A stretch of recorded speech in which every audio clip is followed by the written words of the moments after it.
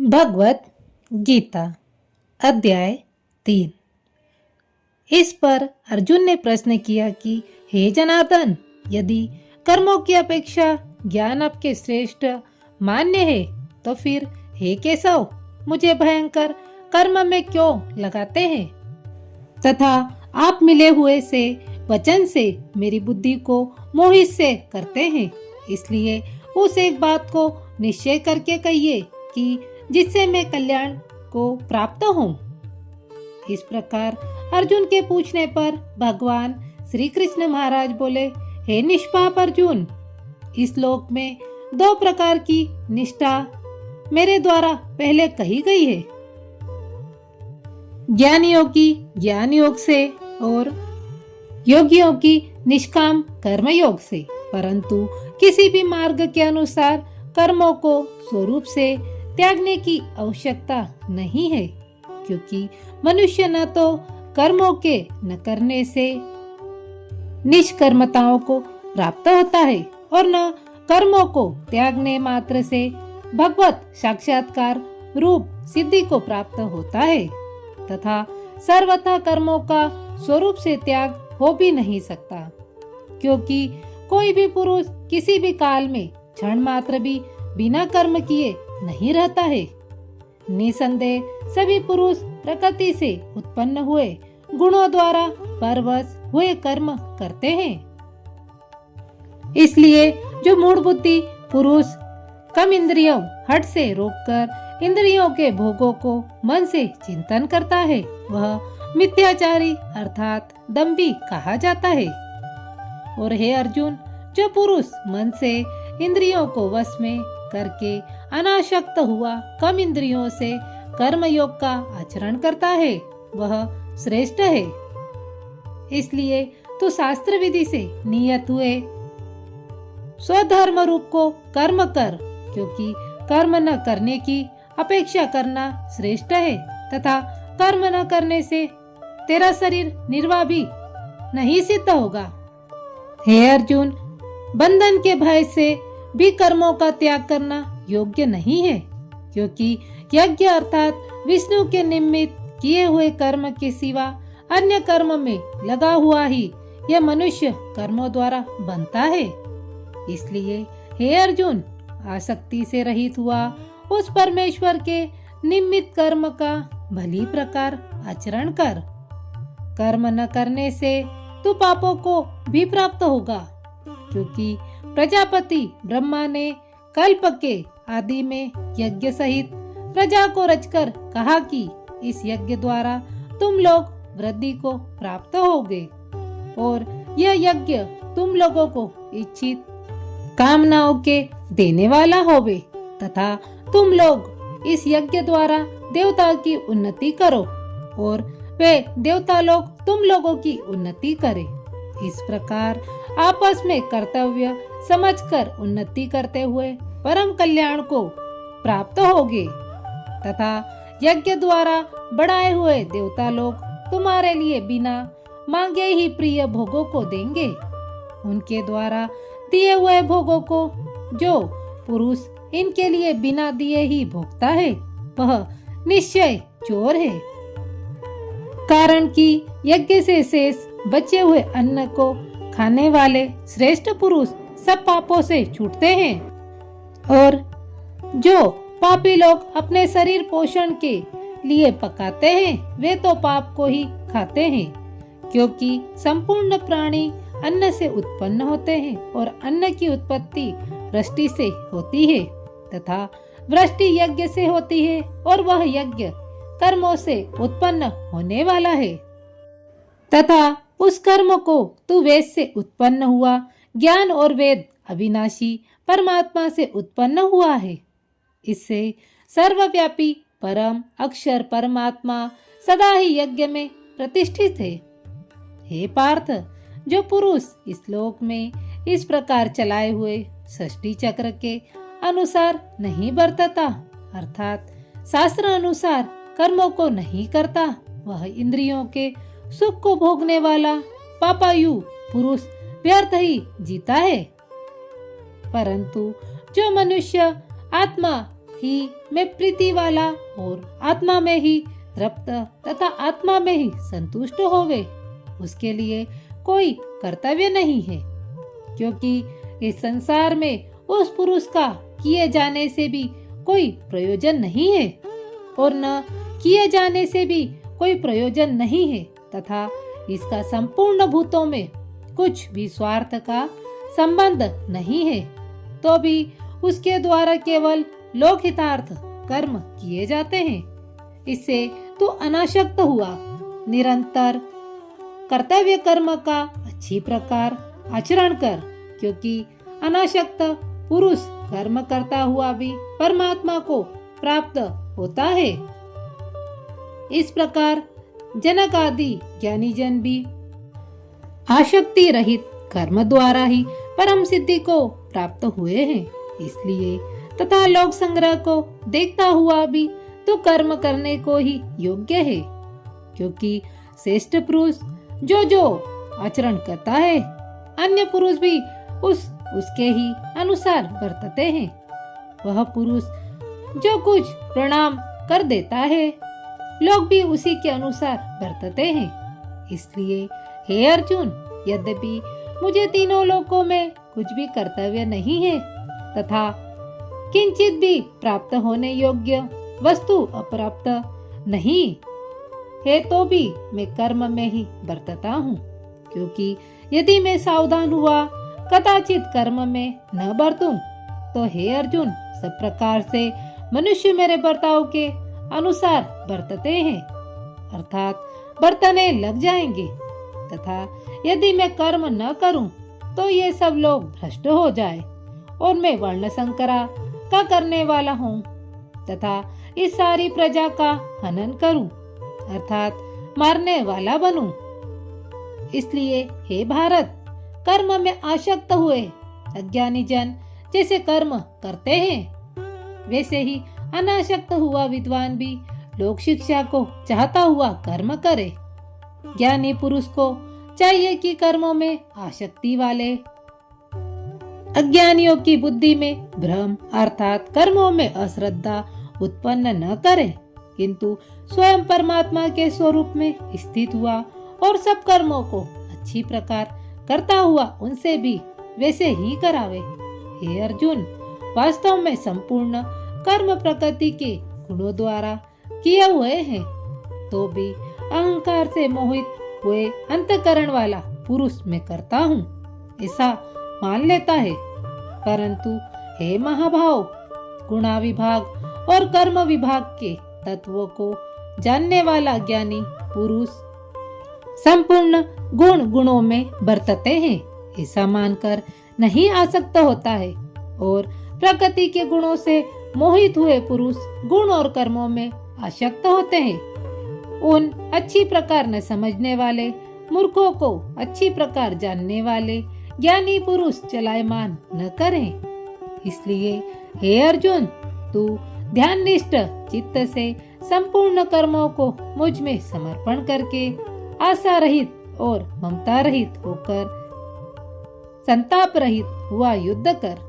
हे अर्जुन, जो कोई भी मनुष्य दोष बुद्धि से रहित और श्रद्धा से युक्त सदा ही मेरे इस मत के अनुसार बरतते हैं, वे पुरुष संपूर्ण कर्मों से छूट जाते हैं, और जो दोष दृष्टि वाले मूर्ख लोग इस मेरे मत के अनुसार नहीं बरतते, उन संपूर्ण ज्ञानों में मोहित चित्त वालों को तो कल्याण से भ्रष्ट हुए ही जान, क्योंकि सभी प्राणी मात्र प्रकृति को प्राप्त होते हैं, अर्थात अपने स्वभाव से परवश हुए कर्म करते हैं। ज्ञानवान भी अपनी प्रकृति के अनुसार चेष्टा करता है, फिर उसमें किसी का हट क्या करेगा।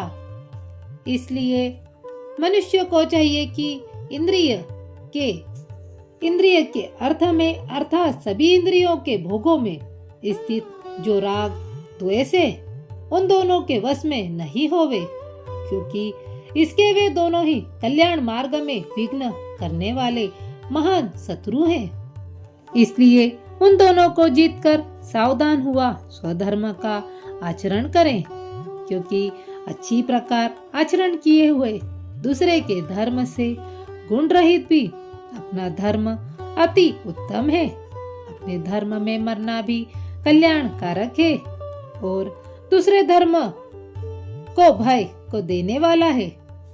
इस पर अर्जुन ने पूछा, हे कृष्ण, फिर यह पुरुष बलात् लगाए हुए के सदृश्य न चाहता हुआ भी किससे मेरा हुआ पाप का आचरण करता है?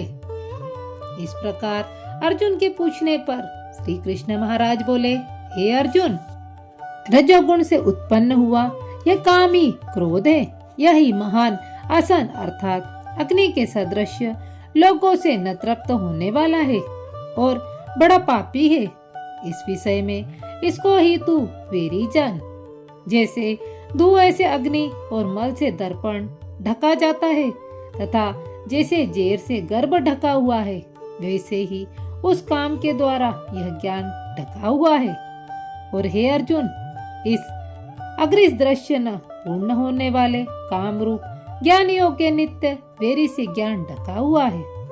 इंद्रियां, मन और बुद्धि इस काम के वास स्थान कहे जाते हैं और यह काम इस मन, बुद्धि और इंद्रियों द्वारा ही ज्ञान को आच्छादित करके इस जीवात्मा को मोहित करता है। इसलिए हे अर्जुन, तू पहले इंद्रियों को वश में कर। ज्ञान और विज्ञान के नाश करने वाले इस काम पापी को निश्चय पूर्वक मार। और यदि तू समझे कि इंद्रियों को रोककर काम रूप वेरी को मारने की मेरी शक्ति नहीं, तो मेरी यह भूल है। क्योंकि इस शरीर से तो इंद्रियों पर श्रेष्ठ, बलवान और सूक्ष्म कहते हैं और इंद्रियों से पर मन है और मन से भी पर बुद्धि है और जो बुद्धि से भी अत्यंत पर है वह आत्मा है। इस प्रकार बुद्धि से पर अर्थात सूक्ष्म तथा सब प्रकार बलवान और श्रेष्ठ अपनी आत्मा को जानकर बुद्धि के द्वारा मन को वश में करके, हे महाभाव, अपनी शक्ति को समझकर इस दुर्लभ कामरूप शत्रु को मार। अध्याय 3 का महत्व। श्री कृष्ण भगवान कहते हैं, प्रिय जन स्थान में एक जड़ नामक ब्राह्मण था और कौशिक वंश में उत्पन्न हुआ था। उसने अपना जातीय धर्म छोड़कर बनिए की वृत्ति में मन लगाया। उसे पराई स्त्रियों के साथ व्यभिचार करने का व्यसन पड़ गया था। वह सदा जुआ खेलता, शराब पीता और शिकार खेलकर जीवों की हिंसा किया करता था। इसी प्रकार उसका समय बीतता था। धन नष्ट हो जाने पर वह व्यापार के लिए बहुत दूर उत्तर दिशा में चला गया। वहां से धन कमाकर घर की ओर लौटा। बहुत दूर तक का रास्ता उसने तय कर लिया।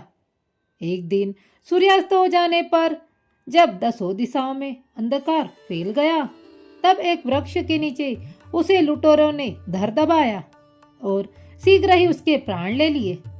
उसके धर्म लोप का हो गया, इसलिए वह बड़ा भयानक प्रेत हुआ। उसका पुत्र बड़ा धर्मात्मा और वेदों का विद्वान था। उसने अब तक पिता के लौट आने की राह देखी। जब वे नहीं आए तब उनका पता लगाने के लिए वह स्वयं ही घर छोड़कर चल दिया। वह प्रतिदिन खोज करता, मगर राहगीरों से पूछने पर भी उसे उनका कुछ समाचार नहीं मिलता। तदंतर एक दिन एक मनुष्य से उसकी भेंट हुई जो उसके पिता का सहायक था। उससे सारा हाल जानकर उसने पिता की मृत्यु पर बहुत शोक किया। वह बड़ा बुद्धिमान था। बहुत कुछ सोच विचार कर पिता का पारलौकिक कर्म करने की इच्छा से आवश्यक सामग्री साथ ले उसने काशी जाने का विचार किया। मार्ग में 7-8 मुकाम डालकर वह 9वें दिन उसी वृक्ष के नीचे पहुंचा जहां इसके पिता मारे गए थे। उस स्थान पर उसने संध्या उपासना की और गीता जी के 3रे अध्याय का पाठ किया। इसी समय आकाश में बड़ी भयानक आवाज आई। उसने अपने पिता को भयंकर आकार में देखा। फिर तुरंत ही अपने सामने आकाश में उसे एक सुंदर विमान दिखाई दिया जो महान तेज से व्याप्त था। उसमें अनेकों क्षुद्र घटिकाएं लगी थी। उसके तेज से समस्त दिशाएं आलोकित हो रही थी। यह दृश्य देखकर उसके चित्त की व्यग्रता दूर हो गई। उसने विमान पर अपने पिता को दिव्य रूप धारण किए विराजमान देखा। उसके शरीर पर पीतांबर शोभा पा रहा था और मुनिजन उनकी स्तुति कर रहे थे। उन्हें देखते ही पुत्र ने प्रणाम किया।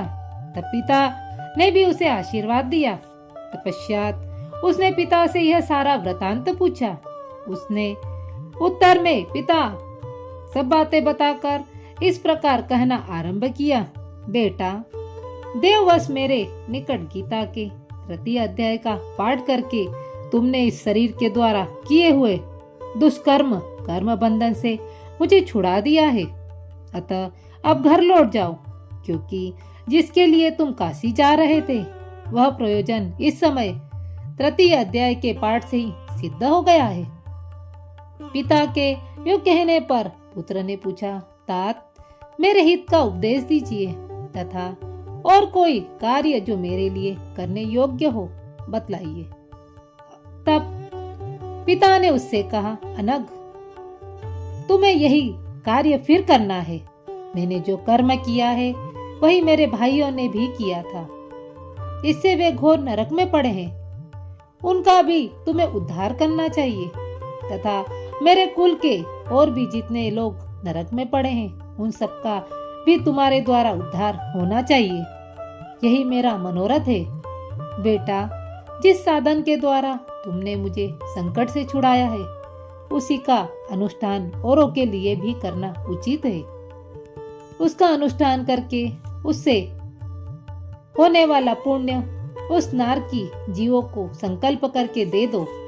इससे वे भी समस्त पूर्वज मेरी ही तरह यातना से मुक्त हो स्वल्प काल में ही श्री हरि विष्णु के परम पद को प्राप्त हो जाएंगे। पिता का यह संदेश सुनकर पुत्र ने कहा, तात, यदि ऐसी बात है तो आपकी भी जैसी रुचि है तो मैं समस्त नार की जीवों का नरक से उद्धार कर दूंगा। यह सुनकर उसके पिता बोले, बेटा, एमस्तु, तुम्हारा कल्याण हो। मेरा अत्यंत प्रिय कार्य संपन्न हो गया। इस प्रकार पुत्र को आश्वासन देकर उसके पिता भगवान विष्णु के परम धाम को चले गए। तपश्चात वह भी लौटकर जन्म स्थान में आया और परम सुंदर भगवान श्री कृष्ण के मंदिर में उनके समक्ष बैठकर पिता के आदेश अनुसार गीता जी के तीसरे अध्याय का पाठ करने लगा।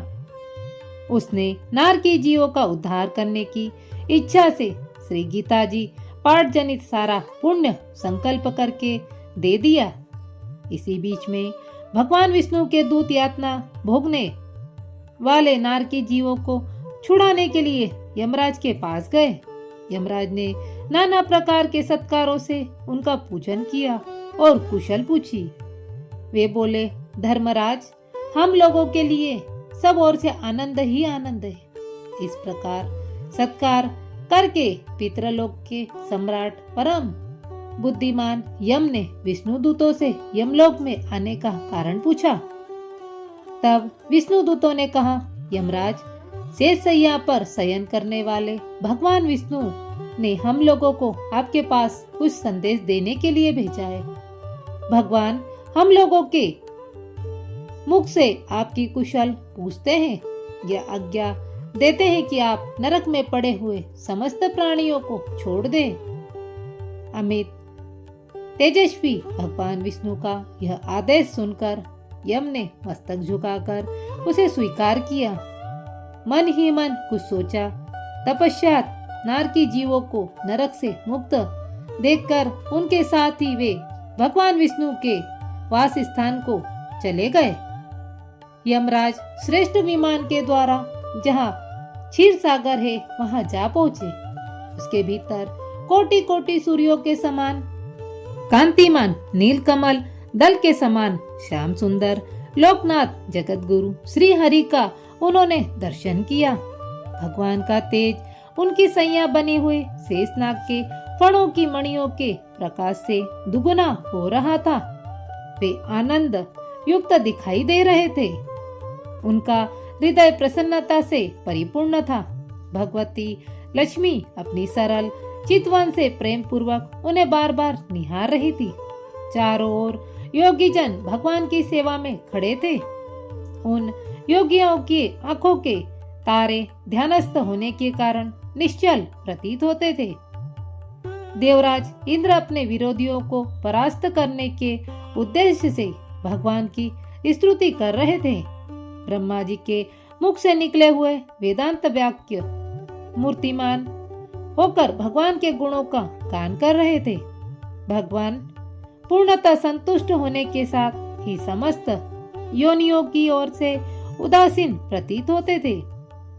जीवों में से जिन्होंने योग साधना के द्वारा अधिक पुण्य संचय किया था, उन सबको एक ही साथ वे कृपा दृष्टि से निहार रहे थे।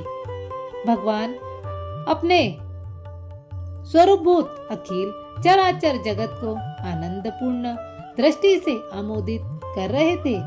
शेषनाग की प्रभा से एवं सर्वत्र व्यापक दिव्य विग्रह धारण किए नीलकमल के दृश्य श्याम वर्ण वाले श्री हरि ऐसे जान पड़ते हैं मानो चांदनी से घिरा हुआ आकाश सुशोभित हो रहा हो। इस प्रकार भगवान की झांकी करके यमराज अपने विशाल बुद्धि के द्वारा उनकी स्तुति करने लगे।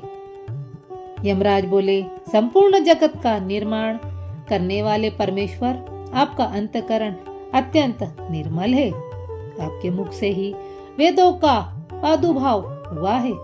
आप ही विश्व स्वरूप और इसके विधायक ब्रह्मा है।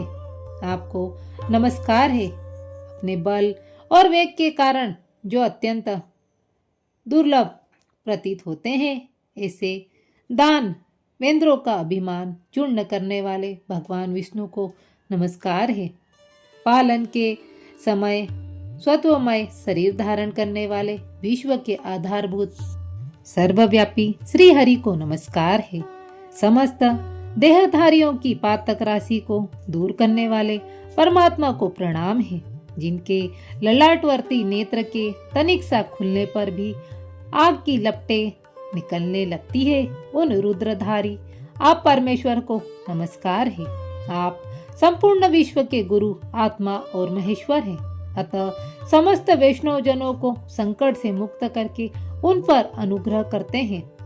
आप माया से विस्तार को प्राप्त हुए अखिल विश्व में व्याप्त होकर भी कभी माया अथवा उससे उत्पन्न होने वाले गुणों से मोहित नहीं होते। माया तथा माया जनित गुणों के बीच में स्थित होने पर भी आप पर उनमें से किसी का प्रभाव नहीं पड़ता। आपकी महिमा का अंत नहीं है, क्योंकि आप असीम हैं। फिर आप वाणी के विषय में कैसे हो सकते हैं? अतः मेरा मौन रहना ही उचित है। इस प्रकार स्तुति करके यमराज ने हाथ जोड़कर कहा, जगत गुरु, आपके आदेश से इन जीवों का गुण रहित होने पर भी मैंने छोड़ दिया। अब मेरे योग्य और जो कोई कार्य हो उसे बतलाए। उनके यो कहने पर भगवान मधुसूदन मेघ के समान गंभीर वाणी द्वारा मानो अमृत रस से सींचते हुए बोले, धर्मराज, तुम सबके प्रति समान भाव रखते हुए लोगों का पाप से उद्धार कर रहे हो। तुम पर देहधारियों का भार रखकर मैं निश्चिंत हूँ। अब तुम अपना काम करो और अपने लोक को लौट जाओ। यो कहकर भगवान अंतर ध्यान हो गए। यमराज भी अपनी पुरी को लौट आए। तब वह ब्राह्मण अपनी जाति के और समस्त नार की जीवों का नरक से उद्धार करके स्वयं भी श्रेष्ठ विमान द्वारा श्री विष्णु धाम को चला गया।